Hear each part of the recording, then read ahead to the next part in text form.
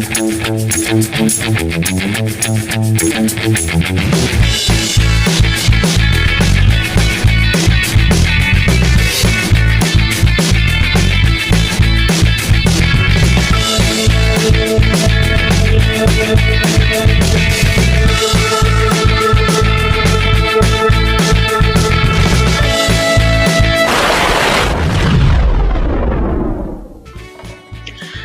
Hello friends, வணக்கம் and welcome to சம் Nishanth elite home. இந்த வீடியோவில் நம்ம தேர்ஸ்டே ஈவினிங் ரொட்டீனையும் ஃப்ரைடே பூஜையையும் பார்க்க போகிறோம். வாங்க வீடியோக்குள்ளார போகலாம். ஆஸ் யூஷுவல் எப்போவும் போல் செடிகளுக்கு தண்ணி ஊற்றுற வேலை தான் ஈவினிங்கில் ஃபஸ்ட்டு வேலையாக இருக்கும். அதுக்கப்புறம் கார்டனில் என்னென்ன காய் இருக்குதுன்னு காட்டுறேன். இது வந்து சுண்டைக்காய் வந்து 2 செடி இருக்குது. 2 செடியிலையுமே நல்லா பிஞ்சு வச்சுருக்கு. லெமன் போன வீடியோவில் பார்க்கும்போது குட்டி குட்டியாக இருந்தது இல்லைங்களா, அதெல்லாம் இப்போ கொஞ்சம் வளர்ந்துருக்கு. அதோடு இல்லாமல் இன்னும் நிறைய பூக்களும் வந்து வச்சுருக்கு. பார்த்தீங்கன்னா உங்களுக்கு தெரியும். இந்த பாவக்காவும் பார்த்தீங்கன்னா லாஸ்ட் வீடியோவில் காட்டும்போது ரொம்ப குட்டியாக இருந்தது, இப்போ கொஞ்சம் வளர்ந்துருக்கு. அதோடு இல்லாமல் புதுசாக நிறைய பிஞ்சுகளும் வச்சுருக்கு. இதெல்லாம் பார்த்தீங்கன்னா இப்போ புதுசாக வச்ச பிஞ்சு. மற்ற நாளில் தேவையான அளவுக்கு மட்டும் பூக்களை பறித்து கொஞ்சமாக எடுத்துகிட்டு போய் வச்சு பூஜை போடுவேன். ஆனால் தேர்ஸ்டே மட்டும் நான் கம்ப்ளீட்டாக எல்லா பூவையும் எடுத்துகிட்டு போயிட்டு கட்டி ஃப்ரிட்ஜில் வச்சிட்டேன்னா அடுத்த நாள் ஃப்ரைடேன்றதுனால ஸ்பெஷலாக நிறைய பூக்களை வச்சு பூஜை போடுறதுக்கு வசதியாக இருக்கும்ன்றதுனால நான் எல்லாத்தையும் பறிச்சுட்டு போயிடுவேன்.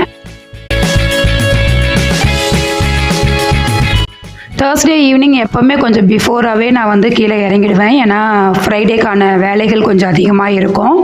அன்றைக்கி பார்த்தீங்கன்னா சிம்பிளாக தேங்காய் சட்னி செஞ்சு பொடி தோசை செய்யலான்ற பிளானில் இருந்தேன். அதுக்காக தேங்காவை உடைக்கும் போது கொஞ்சமாக சட்னிக்கு தேவையான தேங்காவை எடுத்துகிட்டு மீதி ஒரு ஸ்டீல் பாக்ஸில் ஃப்ரீசரில் வச்சிட்டோன்னா ஒரு 15-20 நாளைக்கு அது எதுவுமே ஆகாது. தேவையான போது ஒரு 5 நிமிஷம் முன்னாடி எடுத்து தண்ணியில் போட்டோன்னா நம்ம ஈஸியாக அரைச்சிக்கலாம். ஆனால் ஃப்ரீசரில் வைக்கிற அந்த தேங்காயில் சட்னி அரைச்சா மட்டும் கொஞ்சம் நல்லா இருக்காது. மற்றபடி நம்ம குழம்புக்கெல்லாம் யூஸ் பண்ணிக்கலாம். அவ்வளோதான், சட்னி அரைச்சி தாளிச்சிட்டு பொடி தோசை சுட்டு அன்னைக்கான டிஃபனை முடிச்சிட்டோம்.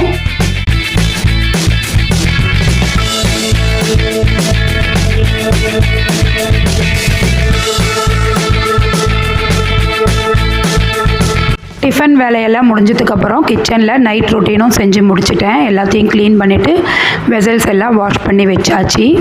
நைட் டைமில் மட்டும் கொஞ்சம் வெசல்ஸ் வந்து அதிகமாக இருக்கும். ஏன்னா லஞ்ச் பாக்ஸஸ் அது இதுன்னு எல்லாமே இருக்கிறதுனால நைட்டில் ஒரு 1/2 hour நம்ம வந்து பாத்திரம் கழுவுறதுக்கே ஸ்பெண்ட் பண்ணுற மாதிரி இருக்குது. ஒர்க்கு முடிக்கிறதுக்கே எனக்கு வந்து 8:30 ஆகிடுச்சு.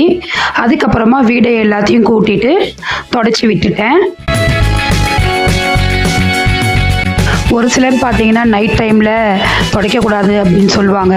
ஆனால் ஒர்க்கிங் பீப்புளுக்கு அதெல்லாம் பார்த்தோன்னா நம்மளுக்கு டைம் இருக்காது.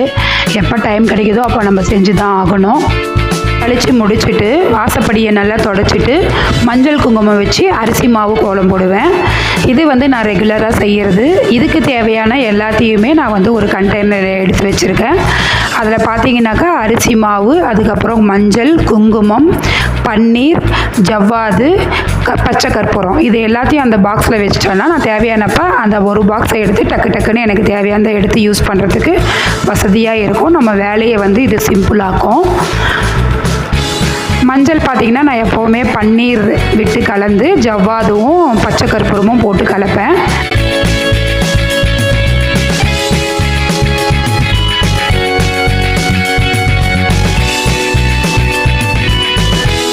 இந்த அரிசி மாவில் கோலம் போடுறது வந்து ஒரு 1000 பேருக்கு சாப்பாடு கொடுத்த பலனை கொடுக்கும் அப்படின்னு சொல்லுவாங்க. ஏன்னா இந்த குட்டி குட்டி எறும்பெல்லாம் இருக்குது இல்லைங்களா, இது வந்து இந்த அரிசியை சாப்பிடும். அதுக்கு குட்டி வயிறு நிறையிறதுக்கு நம்ம போடுற அந்த கோலத்தில் இருக்கிற அரிசியே போதுமானது அப்படின்னு சொல்லுவாங்க. ஆனால் இந்த அரிசி கோலம் போடுறதுன்றது வந்து ரொம்ப கஷ்டமான விஷயந்தான். ஒவ்வொரு முறையும் வந்து நம்ம மாவு அரைச்சி செய்ய முடியாது. ஆனால் நான் என்ன பண்ணுவேன்னா 1 டம்ளர் அரிசியை அப்படியே ஊற வச்சு மிக்சியில் நல்லா நைஸாக அரைச்சிட்டு அதை ஒரு பிளேட்டில் ஊற்றி வெயிலில் நல்லா 2 நாளைக்கு வச்சோன்னா அப்படியே பில்லையாக வந்துடும். அதை எடுத்து நம்ம ஒரு கண்டெய்னரை ஸ்டோர் பண்ணி வச்சுக்கிட்டு தேவையானப்ப எவ்வளோ தேவையோ ஒரு 4 பில்லையை எடுத்து அதுக்கு தண்ணி ஊற்றுனோன்னா ஒரு 2 செகண்டில் அது வந்து அரிசி மாவாக நமக்கு கிடச்சிரும். அதை வச்சு நம்ம ஈஸியாக வாரம் இந்த மாதிரி வந்து கோலம் போட்டு விட்டுறலாம். அரிசி மாவில் கோலம் போட்டு விட்டுட்டோம்னா நம்மளுக்கு வந்து இது ஒரு வாரத்துக்கு அப்படியே இருக்கும். ஏன்னா வாசப்படியில் நம்ம யாருமே காலை வச்சு நடக்க மாட்டோம். அதனால் இந்த கோலம் அப்படியே இருக்கும். படியில் இருக்கிறது வேணால் கொஞ்சம் அலைஞ்சு போயிடலாம். மாடர்ன் லைஃப்குள்ளே நம்ம வாழ்ந்தாலும் இந்த மாதிரி ஒரு சில ட்ரெடிஷ்னல் திங்ஸை செய்யும்போது நமக்கு ஒரு சாட்டிஸ்ஃபேக்ஷன் கண்டிப்பாக கிடைக்குது. அதோடு இல்லாமல் இந்த மாதிரி விஷயங்களை செஞ்சுட்டு நம்ம வீட்டை பார்க்கும்போது ஒரு மாதிரி கலையாக லக்ஷ்மி கடாட்சத்தோடு இருக்கிற மாதிரி தெரியும். ஆனால் எல்லாருக்கும் இது பிடிக்குமான்னு சொல்ல முடியாது. ஆனால் எனக்கு இந்த மாதிரி செய்யறது வந்து ரொம்ப பிடிக்கும்.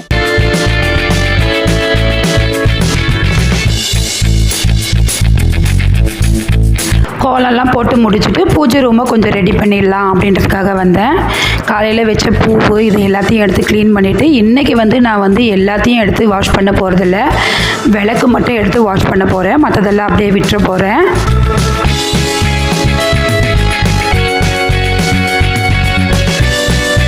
இவ்வளவு நாள் நான் ஃபாலோ பண்ணிகிட்டு இருந்தேன் என்னோடய ரொட்டீனை இப்போ ஃபாலோ பண்ணுறதுன்றது எனக்கு கொஞ்சம் கஷ்டமாக இருக்குது. ஏன்னா யூடியூப்பும் இப்போ நான் ஸ்டார்ட் பண்ணியிருக்கிறதுனால அதுக்காக நிறைய டைம் ஸ்பெண்ட் பண்ண வேண்டியிருக்கு. அதனால் என்னோடய ரொட்டீன்ஸில் ஒரு சில சேஞ்சஸை கொண்டு வரலாம் அப்படின்றதுக்காக தான் நான் வந்து இன்றைக்கி விளக்கு மட்டும் வாஷ் பண்ணேன். மற்றதெல்லாம் வாஷ் பண்ணுறதுக்கு இன்னொரு நாள் வந்து செஞ்சுக்கலாம் அப்படின்ட்டு விட்டுட்டேன்.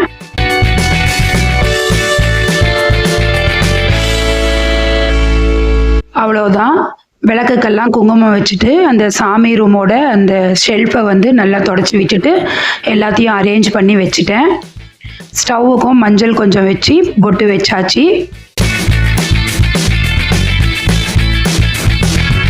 நார்மலாக நம்ம செய்கிற வேலையை விட இந்த மாதிரி வீடியோ எடுத்துகிட்டு செய்யும்போது 2 மடங்காக வந்து டைம் எடுத்துருது. இப்போ பார்த்திங்கன்னா 10 மணி ஆகிடுச்சு. இதுக்கு மேலே நம்ம போயிட்டு அந்த அறுத்துட்டு வந்த பூவை மட்டும் கட்டி ஃப்ரிட்ஜில் வச்சிட்டோன்னா காலையில் எழுந்து பூஜை பண்ணுறதுக்கு வசதியாக இருக்கும். பூ கட்டுற கேப்பில் நான் படித்ததில் எனக்கு பிடிச்ச ஒரு விஷயத்தை உங்கள் கூட ஷேர் பண்ணிக்க போகிறேன். ஒரு முனிவரும் ஒரு சிஷ்யரும் முழங்கால அளவுக்கு தண்ணி இருக்கிற ஒரு ஆற்றை கடந்து வராங்க. அப்படி வரும்போது தண்ணியில் ஒரு தேள் விழுந்து உயிருக்கு போராடிட்டு இருக்கிறத முனிவர் பார்க்குறாரு. அதை காப்பாற்றணுன்ற எண்ணத்தோட கையில் எடுக்கிறாரு. தேள் பயந்து கொட்ட ஆரம்பிக்குது. வலி தாங்க முடியாத முனிவர் வந்து ஒதுரி விடுறாரு. இதே மாதிரி ஒரு 4-5 முறை எடுக்கிறாரு விடுறாரு.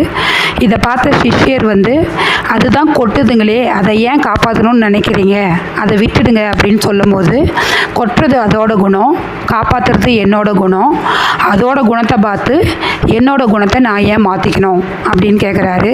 உண்மைதானங்க. அடுத்தவங்களோட குணத்தை பார்த்துட்டு நம்ம ஏன் நம்ம குணத்தை மாற்றிக்கணும், நம்மளாவே இருக்க ட்ரை பண்ணுவோம்.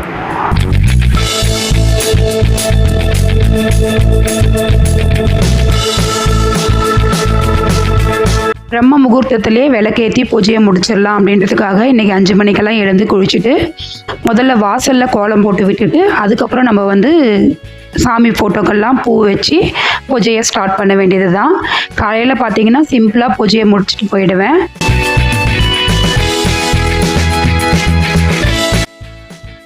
மோஸ்ட்லி பார்த்தீங்கன்னா ரங்கோலி மாதிரியான கோலம் தான் போடுவேன்.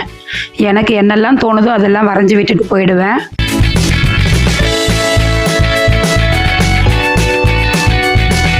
எல்லா வீடியோலையும் நான் கோலத்தை காட்டியிருப்பேன்.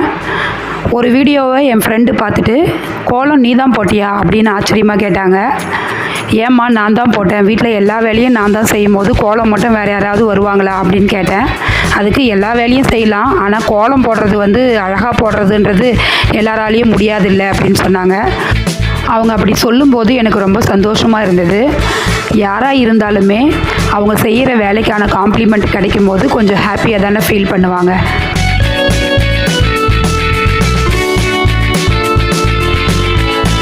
இந்த காம்ப்ளிமெண்ட் விஷயத்தில் பார்த்தீங்கன்னா மனிதர்களை 3 விதமாக பிரிக்கலாம். ஒன்று வந்து அடுத்தவங்க கிட்ட இருக்கிற நிறைகளை மட்டுமே பார்த்து அவங்கள பாராட்ட தெரிஞ்சவங்க. 2வது அவங்கக்கிட்ட இருக்கிற குறைகளை மட்டுமே பார்த்து அவங்கள டிஸ்கரேஜ் பண்ணுறவங்க.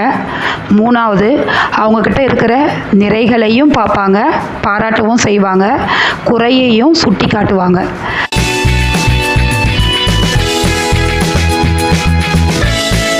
இந்த 3 டைப்பில் ஃபஸ்ட்டு 2 டைப்புமே வந்து நமக்கு ரொம்ப டேஞ்சர் தான்.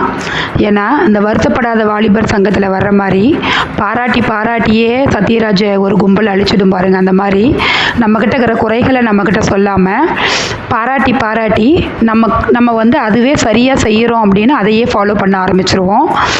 2வது டைப்பு குறைகளையே சொல்லி நம்மளை டிஸ்கரேஜ் பண்ணி நம்ம எது செஞ்சாலும் தப்பாக தான் செய்கிறோம் அப்படிங்கிற மாதிரி ஃபீல் பண்ண வச்சிரும். இந்த 3வது டைப்பு தான் நமக்கு ரொம்ப நம்ம வளர்ச்சிக்கு யூஸ்ஃபுல்லாக இருக்கிறது. நம்மக்கிட்ட இருக்கிற நிறைகளையும் பாராட்டணும், நம்மக்கிட்ட இருக்கிற குறைகளையும் நமக்கு எடுத்து சொன்னால் தான் நம்மளால் அந்த குறைகளை நீக்கி எல்லாத்தையுமே நிறையா மாற்ற முடியும். அதனால் இந்த 3rd டைப் ஆஃப் பீப்புள்ஸ் நம்ம கூட இருக்கிறது வந்து ரொம்ப நல்லது. அவ்வளோதான், கோலம் போட்டாச்சு, மஞ்சள் குங்குமம் பொட்டு எல்லாம் வச்சுட்டு நம்ம போய் பூஜையை ஸ்டார்ட் பண்ண வேண்டியது தான்.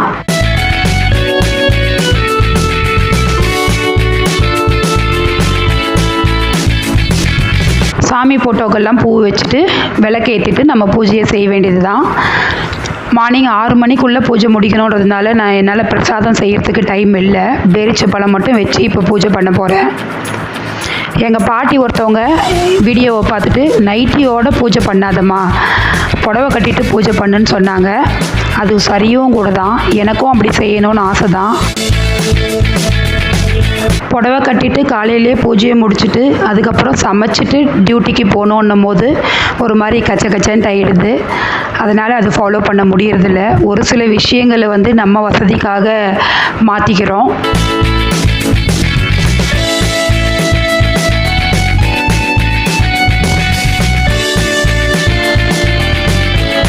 பூஜையை முடிச்சுட்டு அதுக்கப்புறமா தான் பிரேக்ஃபாஸ்ட்டு லஞ்ச் எல்லாம் செஞ்சு பேக் பண்ணி என்னோடய டியூட்டிக்கு கிளம்பணும். நான் நினச்ச மாதிரியே இன்றைக்கி 6 மணிக்குள்ளே விளக்கெல்லாம் ஏற்றிட்டேன். பூஜையும் முடிச்சாச்சு. இப்போ பார்த்தீங்கன்னா பூஜை முடிக்கிறதுக்கே 6:05 ஆயிடுச்சு.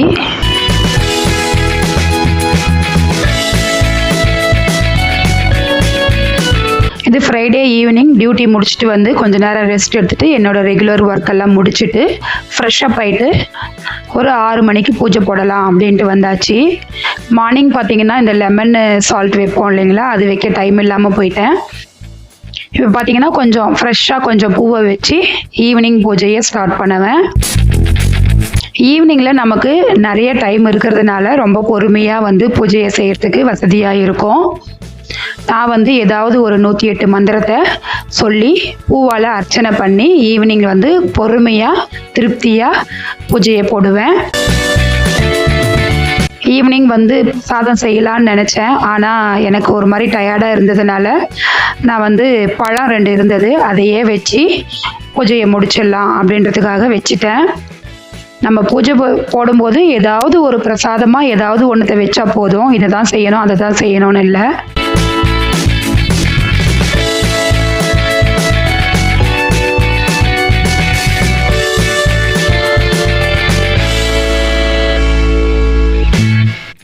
மார்னிங்கில் ரொம்ப அவசரமாக செஞ்சுட்டு போகிற பூஜைக்கும் ஈவினிங்கில் நிதானமாக நம்ம செய்கிற பூஜைக்கும் ரொம்ப வித்தியாசம் இருக்குது. நமக்கு வந்து நல்ல ஒரு சாட்டிஸ்ஃபேக்ஷனை தரும். நான் வந்து ஒரு 4-5 சாமி புத்தகத்தை வச்சுருக்கேன். அதில் வந்து மந்திரங்கள் நிறைய இருக்கும். அதை வந்து எப்போல்லாம் எனக்கு டைம் கிடைக்குதோ அப்போல்லாம் வந்து நான் அந்த 108 மந்திரத்தை சொல்லி பூவால் அர்ச்சனை பண்ணுறது வழக்கம். அவ்வளோதான், ஈவினிங் பூஜை ரொம்ப திருப்தியாக செஞ்சு முடிச்சாச்சு. இந்த வீடியோ இதோட முடியுது. இந்த வீடியோ உங்களுக்கு பிடிச்சிருந்தா நம்ம சேனலை சப்ஸ்கிரைப் பண்ணி வச்சுக்கோங்க. லைக் பண்ண மறக்காதீங்க.